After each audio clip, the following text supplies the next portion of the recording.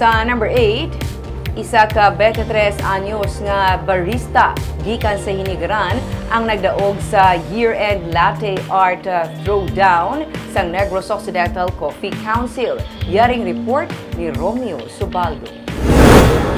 Halin sa pagkaadik sa kape, luyag ni Ron Chrysler Evangelio nga tun-an pagit ang kape tub-tub nga nangin isa siya ka barista halin sa iya nga pag-graduate sa K-12 nga program. Taga-Banwa siya sang Hinigaran. Breadwinner siya sang ila pamilya kag 3 na katuig nga nagabarista. Isa siya sa 16 ka mga barista halin sa nagkalain-lain nga coffee shop sa Negros Occidental nga nagpasakop sa Negros Occidental Coffee Council year-end latte art throwdown sa Cafe Shelly sa Barangay Takuling sa Bacolod City. Sa sugod pa lang, nagpakita na si Ron sang abilidad sa paghimo sang latte art.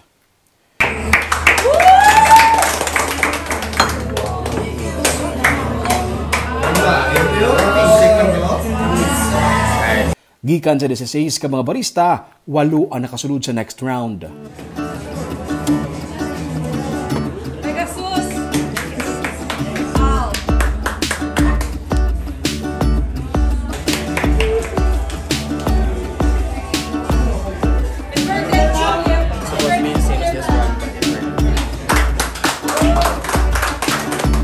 Ginsala pagid ang mga barista gikan sa 8, ginpili ang top 3.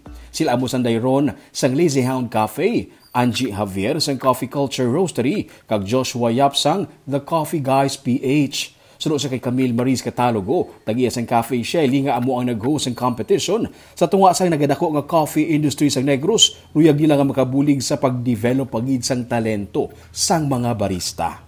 In a city where coffee culture is flourishing, we aim to elevate it further by honing the talents and experiences of our local baristas.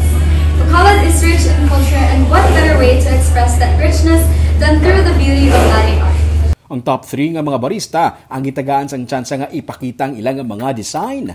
May pa-stack up tulip si Angie, inverted Pegasus si Joshua, kag ang kay Ron, Seahorse. Gikan sa 16 ka mga participants, si Josh ang ginkilala bilang champion. Nalipay siya nga halin sa certified addict sa kape kag isa ka barista na kilala pagid ang iya nga talento. Sa uli, na addict na ko sa kape, kaya gusto ko pa mabalaan kung ano pagproseso, anong mga varieties ng coffee. Ito mo siya i-learn yet? Oo. Ito mo dahilig mo ng kape? Yes. Asa nagsulti sa pagkabarista? Yes. Nalipay ang chairman sa Negros Occidental Coffee Council nga si Teddy Cañete nga nag-isa ang coffee industry sa Negros. Halin sa parehos diyang nga coffee farmer, pakadto sa mga coffee shop owners kag barista, pinaagi sa sini nga mga event. Ilang na naton paagi sa amo ni kasimple nga kompetisyon, mag-close pa gid naton ang coffee industry sa Negros. Kag dira kami nagkuha sang idea, na kinahanglan naton ipakita sa bilog nga probinsya kay potential kag lain ang ato ang kape naton sa probinsya. Ini ikaduha nga latte art throwdown sa Bacolod City. Ginaplano na subong pa lang ang isa ka coffee fiesta para sa pagtililipon sa mga coffee stakeholders sa bulan sang Abril diri sa Bacolod.